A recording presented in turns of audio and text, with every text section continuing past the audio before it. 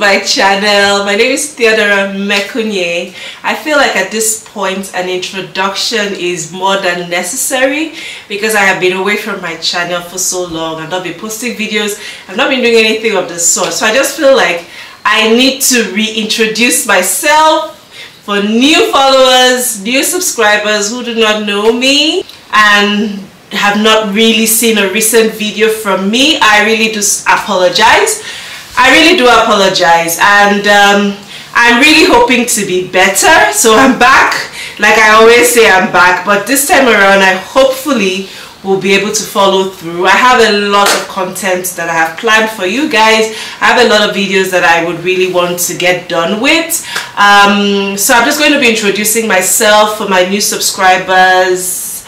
And yeah, my name is Theodora Mekunye. I am a Nigerian YouTuber who migrated to Calgary, Alberta in 2022, and I've been living in Canada now for 2 years. You can go look through my previous videos, but I do make lifestyle videos just talking about my life here in Canada, my family, food I like, things I've experienced, my day-to-day activities, generally anything that just has to do with my new life as an immigrant, finding my feet, trying to make it work, trying to get a career here in Canada, trying to settle my kids in school, going through the process with my children as they acclimatize and get used to the system here. I'm also learning and getting used to the system here. I just put out what I like. I put out what I think might be beneficial. I put out whatever I just feel people might be interested, or if I'm in the mood to vlog, you know, I just put out whatever I feel people might want to see, what we're doing, how we're living, how we're spending time in Calgary, just stuff like that anyway. So if you're a new subscriber, welcome to my channel. I promise not to be boring this year. I know I've been very boring for a very long time, forgive me. I promise not to be boring this year. I promise to turn a new leaf. I promise. I have a new video for you guys today, and my new video is titled My Top 10 Tips. Top 10 things I think you should do. Top 10 things that I think you should plan for before you come into Canada as an immigrant. And I'm just going to be reading it off this little sheet of paper here. So if you see me looking down, just know that I'm looking at my paper, okay? Alright, so let's start. My first tip for you as a new immigrant, family, especially for families, maybe people who are single would benefit, but mostly for families. If you're a family and you're planning to come into Canada, I would advise that you plan for a car. I know that it's tough. I know that the dollar exchange rate is really bad now. I know that the economy is really pressing. But trust me, you will need a car, especially if you have children. It's very hard here to commute without a car. A car is not even, it's not a luxury here. It's a necessity. Just because of the way the system is kind of built. You have to go get groceries, and the weather is not favorable most times, especially when it's winter. You don't want to be standing at a corner in the cold with your groceries. The last thing you want to be doing is spending unnecessary money on Uber, and Uber is quite expensive here. It adds up quickly and you'll be spending a lot more money than necessary.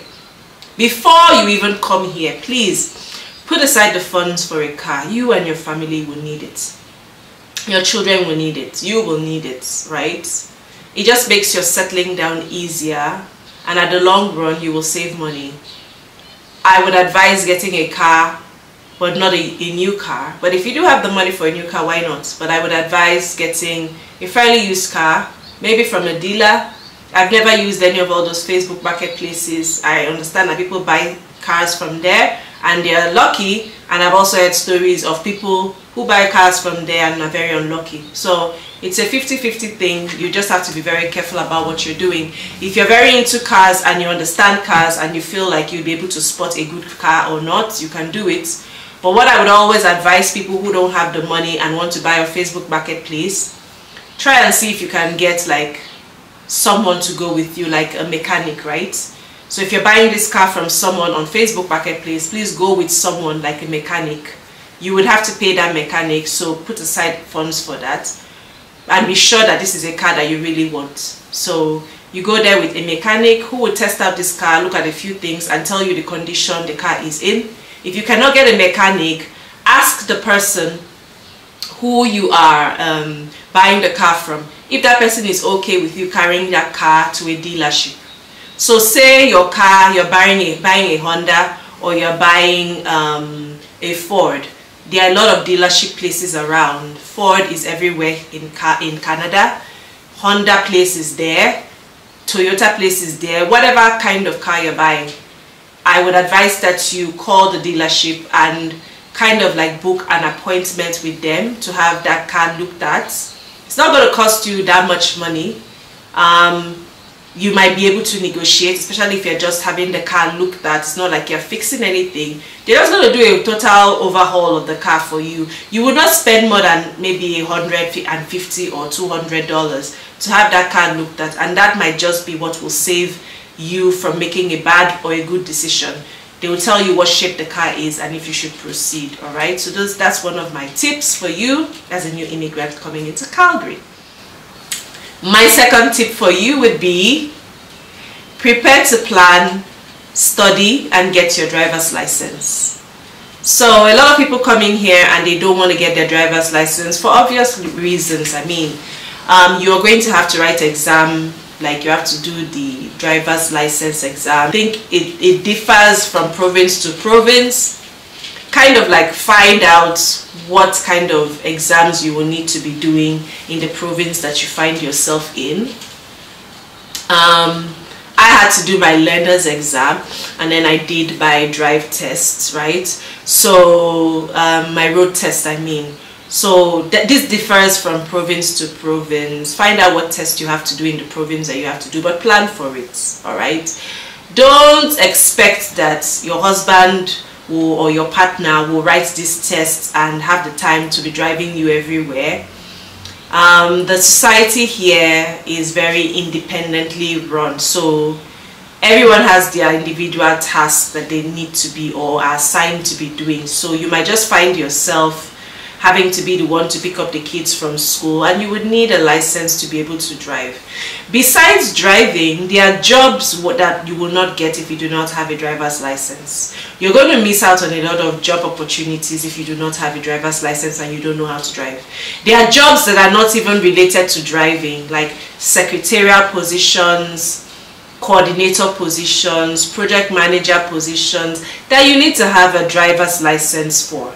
Just because they expect you to go to certain places, oversee certain kind of jobs, company car, and you will need to be able to drive. So if you don't have a driver's license, how are you going to start? You're not eligible for that job, so that means you're going to lose the job, right? So you don't want to miss out on those kind of opportunities just because you don't have a driver's license. Plan for one, take the exam as soon as possible. And most times people write it more than once, but just keep doing it until you pass. I mean, people have passed that exam and they are fine. And you can actually drive with your learners, right? Until you get to know the roads, then you can now write the road test exam. But plan for your driver's license exam as soon as possible. My third tip would be that both family members, when you land in Calgary, just start applying for jobs. So I know that when family members or immigrants from Nigeria land here, there would have been some kind of discussion as to who would be applying for jobs first. Maybe the husband would want to apply for jobs first, or the wife would want to apply for jobs first. But what I advise families to do is that both of you should apply for jobs, because the truth is you don't know who's going to get a job first. You might be thinking that, oh, my skills are more in demand, let me apply for a job, I probably will get one quicker. And you're applying and you don't have a job. but your spouse or your partner could apply for a job and get that job, you know, faster than you, I just feel like both of you should give yourself equal opportunities to be able to, because the major thing is being able to get in that first income into the family, being able to earn something in dollars, and after that everything falls through. So if both of you are putting out your resumes, you know, it increases your family's chances of being able to get a job and start earning some money quicker, because definitely one person is going to be successful before the other, or you might both be successful at the same time, and then you can now decide, okay, who stays home for now, or can we both work and make it work out, whichever one. But you just put your heads together and you decide, right? But do not take it off the table of giving yourselves that opportunity to both put yourselves out there to increase your family's chances of being able to get an income in as soon as. And then my fourth tip would be prioritizing your younger child's education. So the mistake I made when I came here was that when it was time to put my kids in school, I totally forgot about my youngest child, who was 3 years at that time. I was more concerned about getting the older ones in school, and that shouldn't have been the case. The older ones will get into school for sure. They are not the problem. The person that you should be more concerned about getting into school or getting into daycare is the younger child, and that's just because there is a long waiting list for daycare homes, daycare centers in Canada, right? I'm sure you've seen previous videos or other videos. I even have a video on my channel talking about daycare and how difficult it is to be able to get a daycare and all of that. That hasn't changed. In fact, it is now worse with the surge of immigrants that have, you know, made Canada their home in the last recent years.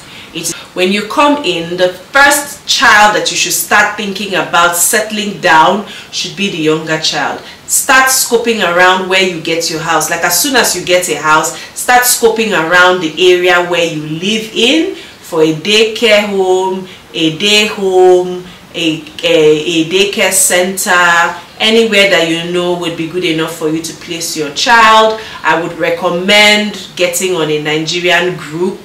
Most times Nigerians post their services there, and sometimes you can get information about new daycares that have just been opened, new day homes that are being run, or just basically people that can even help you pick up your child from school and bring the child home from you. Pick up your child in the morning, drive your child to school for a fee, and bring your child back home. There are a lot of ways that the Nigerian community here have been able to bring up businesses to be able to just make it work with the way that the condition here is. Like you have to have a job and your child has to go to school, and sometimes your job might be as early as 5 a.m. and you don't have time to actually take your child to school. There are services here that provide things like coming to your house, picking up your child for you, and taking your child to school, and going to the child's school and picking up your child and bringing your child home for you if you're not, you know, or picking up your child and holding on to your child for you while you are still at work. There are services like that.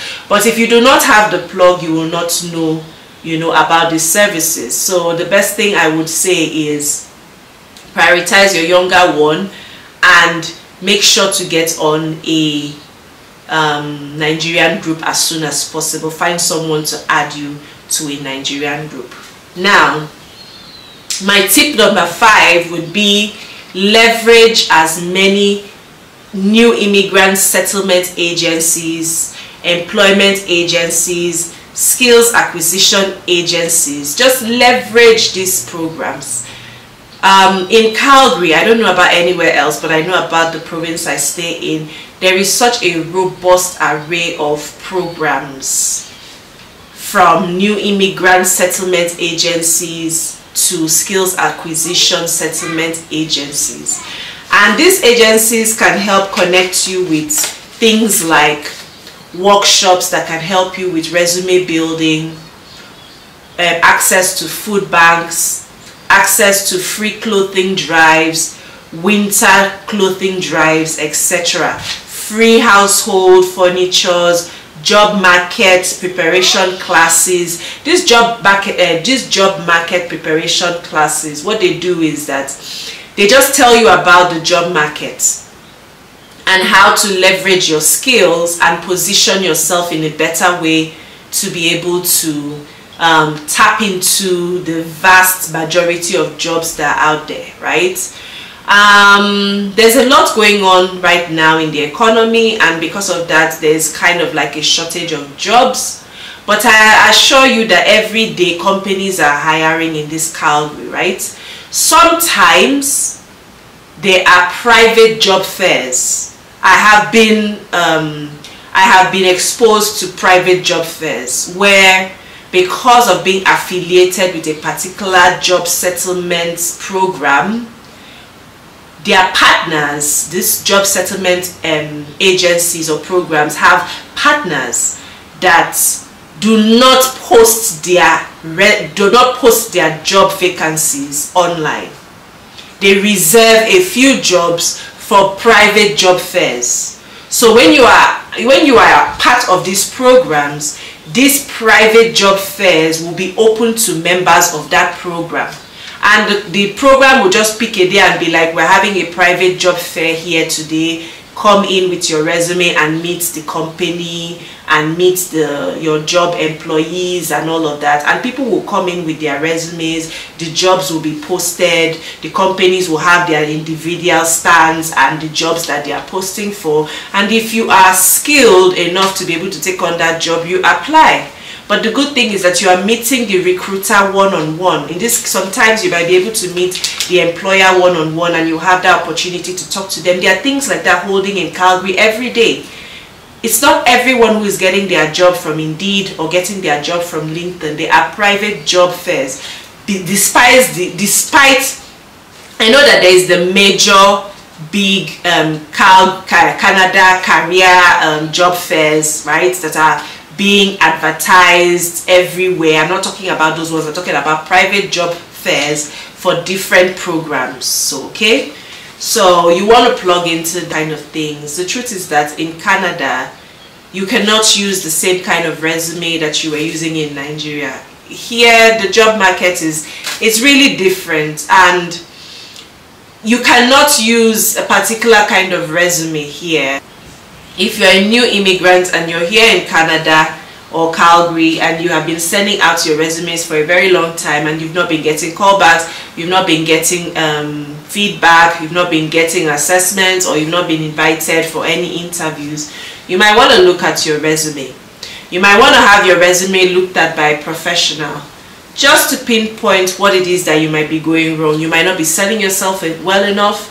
Your resume might not be exhibiting the skills that you have in the best way to your future employer. So workshops and programs like this would just help you, you know, beef up your resume, give you the confidence that you need. There's this program that I happen to be a part of, and in that particular program we used to actually have like preparation job interviews. So I would always have a mock interview. So I would apply for jobs, and then when I get an interview, my agency would help me conduct mock interviews just before I go in for the main interview. And these mock interviews were so good and so tailored to the job that I had specifically applied for. And every time I go in for these interviews, I would always be so confident of my chances, because those mock interviews are tailored specifically for the job that you have applied for and will boost your chances over 50% of being actually able to nail those interviews. So don't sleep on those programs. My sixth tip is to optimize your LinkedIn and your resume, right? So I know that a lot of people just come in here and they just work on their resume, start sending out for jobs without even working on your LinkedIn. And I can't tell you when I have been trying to search for a job, how many times companies that I have applied to have gone to look at my LinkedIn page, right? It's almost like a given If you're applying for customer service jobs, they will go and look at your LinkedIn page. If you're applying for jobs in IT, they are going to go and look at your LinkedIn page. So you have to optimize your LinkedIn page. How do you optimize your LinkedIn page? Put in a good picture there. There's AI now and all these kind of pictures that help you create a particular kind of, headshot for your LinkedIn profile. Put in a good picture there. Put in the certifications that you have earned. Get people that you know and trust to write recommendations for you.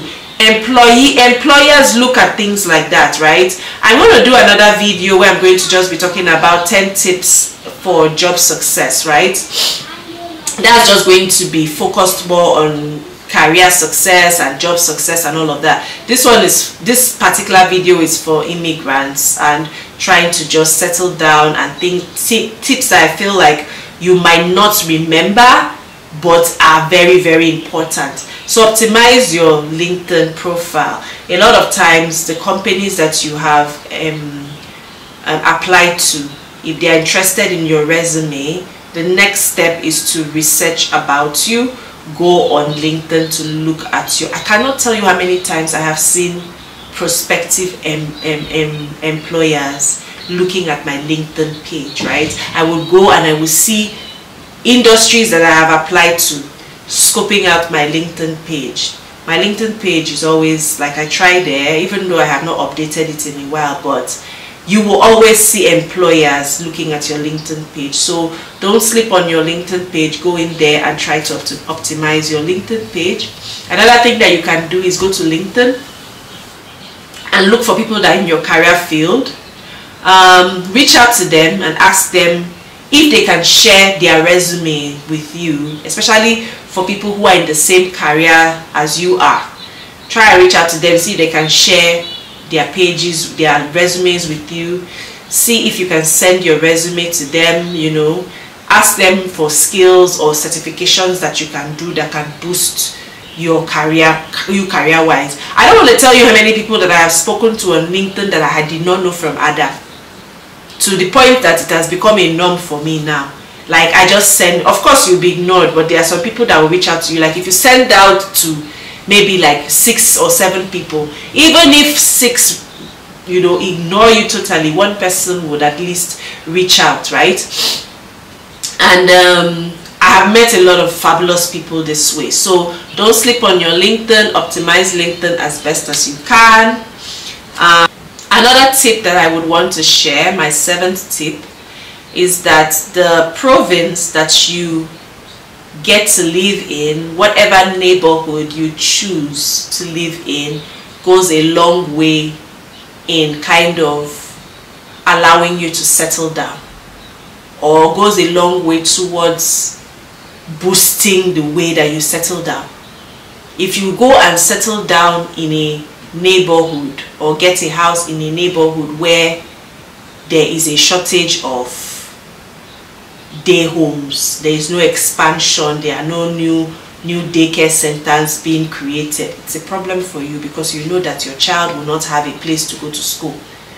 So while you are in your Airbnb or staying with a family, when you come in here, ask questions about where would be the best place for you to settle in.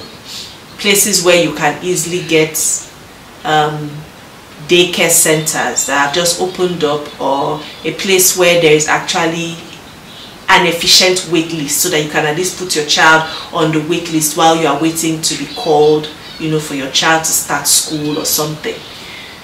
I talk about this wait list and children and all of that because if you do not settle down your children, how are you going to work?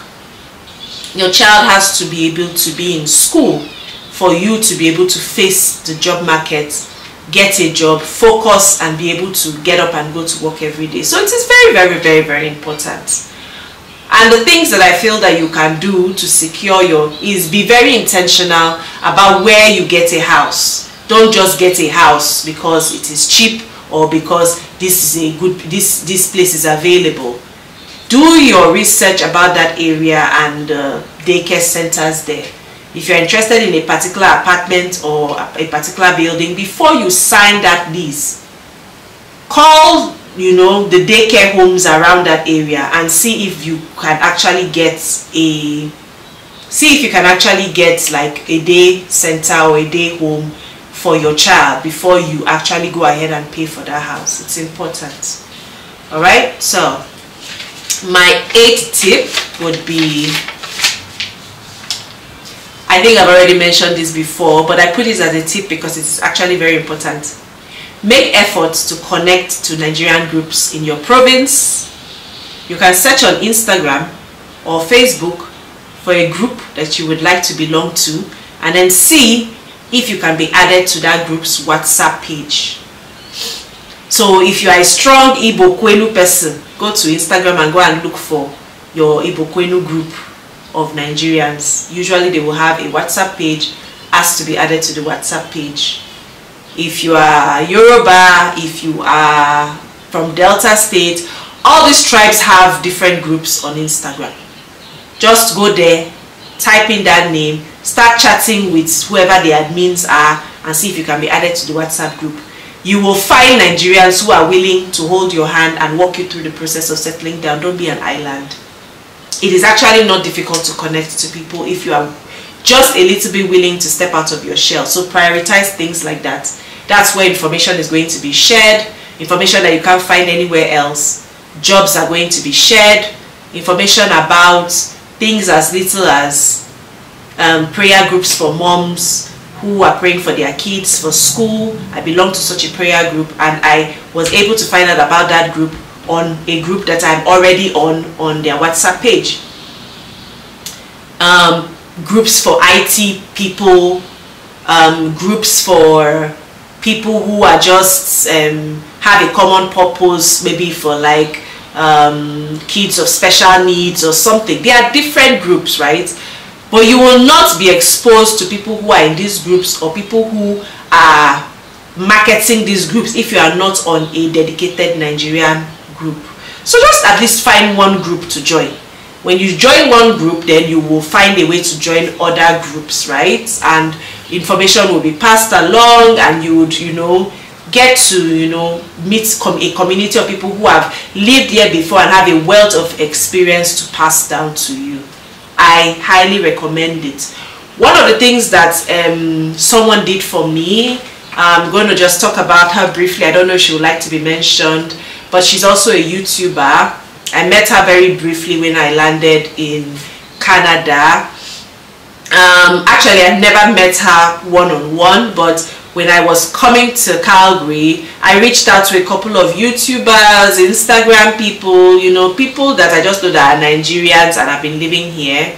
And she never really had my time, but one thing that she did for me, which I was very grateful about, was that she just told me that, Theodora, I'm not going to be able to look for a house for you. I'm not going to be able to take you to the market. I'm not going to be able to take you shopping or any of that. But one thing I'm just going to do for you, I am going to introduce you to this group, and I'm going to make sure that the admin adds you.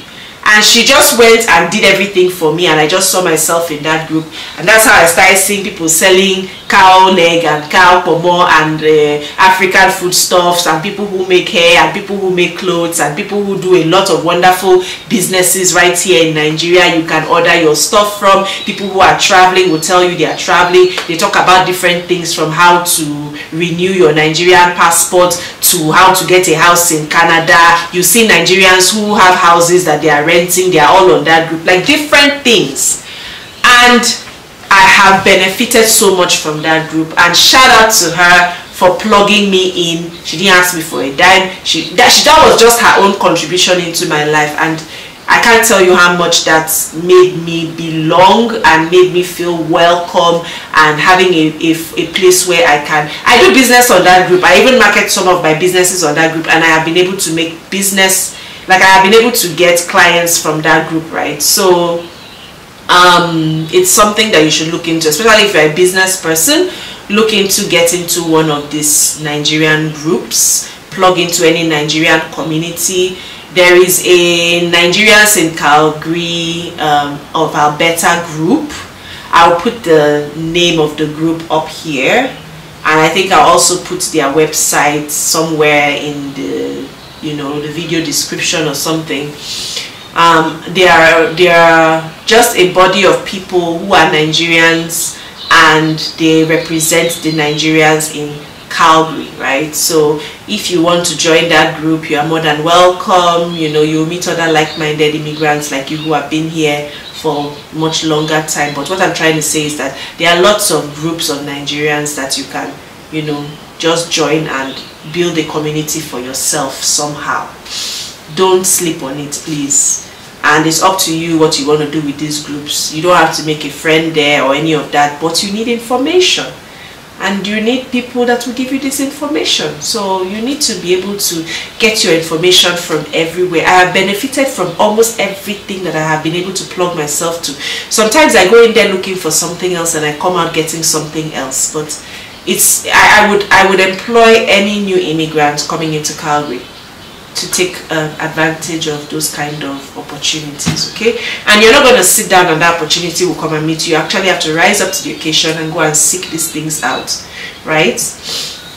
Then another tip that I would greatly encourage is reduce your spending when you come into Calgary. So when you first come in, try to get the things that you think you would need. So when you're coming in, try to buy as much food stuff and stuff that will keep you for a while. I'm telling you, I still have obono, I still have dried fish, I still have stocked fish, and I've been here for 2 years. From the things that I brought, I still have spices, I still have a lot of stuff from things that I brought when I was coming in here, and I'm still using from, and every day I'm just like, God, if there was anything that I really profited from and saved a lot of money from when I came here, was being able to bring in that much food stuff. I have a whole video on it. I'm going to link the video up here. I have a whole video on my moving and all the things that I brought in and all the things that I bought, and I must tell you that I still have things like dried fish in my fridge from when I came from Nigeria. I've not bought fish since I came to this Calgary. I've not bought fish from the African store, dried fish or any of that. My crayfish is finished, and I've not even bought crayfish from the African store because I always just use my dried fish to cook my soups and all of that, because they are really good dried fish that you don't actually even need crayfish to be able to cook your soup. If you know, I just use my dried fish and it's been fine. So make sure you budget heavily for when you're coming in. Bring in those things. They will really help you and you will save a lot of money. When you have settled and you have gotten that your big job, you can now start ordering from Nigeria if the money, if you can afford it. But in the time that you're just coming, make good use of your luggage allowance, your children's luggage allowance, to bring in as much as you can, right? Where you don't have to really pay that much. Make use of being able to be the one to go to the market and buy your things by yourself, dry them, package them, bring them with you or cargo them. They will keep here. The weather is very conducive for bringing in things from out of the country because there's light all the time, and you can always store these things here because there's a stable electricity supply and they will not go bad, right? Yeah, so try to reduce your spending by doing that. I don't need to tell you that when you come to Calgary, you also have to reduce your spending. Like, you're not going to be going to the big stores or buying expensive clothing for your children or any of that. You have to visit thrift stores. You have to look for programs that can give you housing things like a couch, mattress, bed. Salvation Army is very good for that. There are a lot of programs that can help you with giving you those basic things for your house when you first land, right? It's cheaper for you to eat the Canadian food because there are food that are sold here and you're buying it off your dollar than going to buy Nigerian food, because Nigerian food will be more expensive. So somehow you have to create a balance, but you have to also bring in some things so that you're not running to the African store and spending all your money buying stuff there. Try to find programs that will help you reduce your spending. try to be frugal with your spending, get a car so that you don't need to be using Uber and all of that, and all those great stuff that will help you reduce the amount of money. Do a thorough investigation when you are trying to get like a phone plan, a car plan, or get like NMAX, that's electricity plan, and all those kind of things, Wi-Fi plan. Like, shop around. There are always good deals on the African, like in the African groups, because Nigerians will always share their tips on what has helped them, or plans that they are using that are kind of cheap. And or you can ask that question if you're in a Nigerian group: please, I'm new here, what phone plan should I go on? What company gives a good phone plan for new immigrants? Because there are some companies that go as far as making sure that because you are a new immigrant, there is a package for you that would reduce your spending. So you can ask those questions. Sometimes Nigerians are actually working in those companies, and they can help you by showing you the right direction to go so that your phone plan will be reduced, right? So plug into that. I would really advise anyone coming in for the first, at least for the first 1 year, keep your expenditures really low while you try to figure out what it is that you want to do with your life. If you're going back to school, if you're taking on a certification, if you're just taking on a job to get Canadian experience while you're waiting for a better job, you know, for some time, whatever your plan is, a good tip for you will be trying to reduce your expenses. My 10th tip for you as a new immigrant is this book. I'm going to put it close to the camera so you guys can see. The name of this book is You're Hired, Now What? An Immigrant's Guide to Success in the Canadian Work Experience, in the Canadian Workplace. And it's written by Linda Goldman. I'm going to talk about this book briefly. When I first came to Canada, I had a lot of issues at my first job that were mostly linked to me not understanding the Canadian work environment, the Canadian workspace. Things are done a lot differently here. Their value system, their cultures are very different from where I was coming from. And I really didn't know how to fit in. I didn't understand their jokes. I did not understand their small talk. Subsequently, after this time, I joined a program. And in that program, I was privileged to be able to really speak about my experiences and the things that I feel that were hindering me back, and the things I struggled with. And I was able to talk about how even when I was working, I always felt cut out from my work environment. I didn't feel like I bonded with my colleagues. I didn't feel like I understood what I was even doing.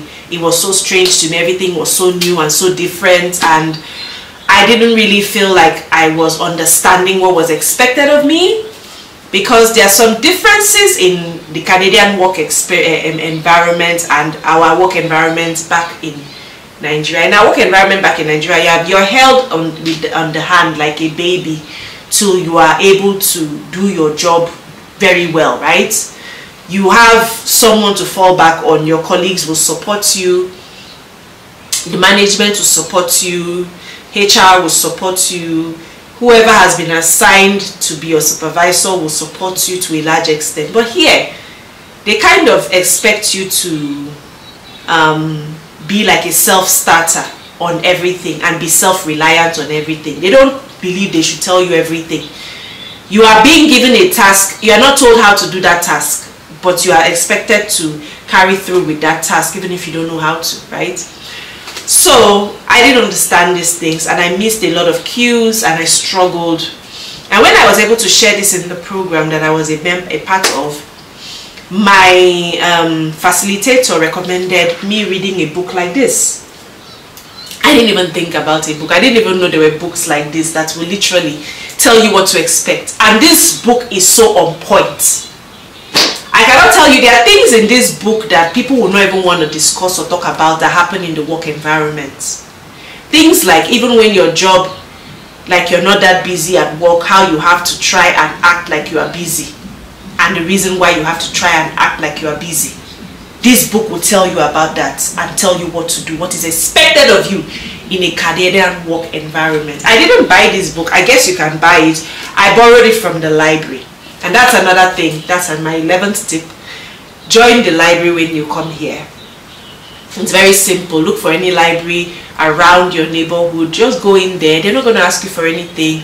Just register with the library, get your library card, and you can begin to borrow books like this. So this book, I just went to the library, and at the time when I was trying to get it, it was not available. But they told me that as soon as it was available, they would let me know. They sent me a mail when it was available. I went and picked up the book. And I've been reading it since then, and it has opened my eyes to so many things. Like, I'm still reading it. I feel like every immigrant should read this book, right? So, but this is just this is just a cheap tip for you that I feel like this book would help you if you're struggling. And I know a lot of people are struggling, because I was struggling. If you're struggling at work, you don't understand your colleagues, you don't understand what is expected of you, you feel out of depth, you feel one kind, you feel like you don't fit in, and that's just because the culture there is different. You're trying to learn how to fit in. This book will help you. All right, look for this book. You can find it in the library. You don't have to buy it. If you have the money to buy it, you can buy it, but you can rent it from the library, and you can continuously renew it until you finish reading it. Okay, so that's just my last tip for you. I hope you enjoyed this video. Don't forget to leave a comment. Don't forget to share. My name is Theodora, and as always, I'm rooting for you. Love and peace and light, and I'll be seeing you next week some other time on my channel. Mwah! Bye guys.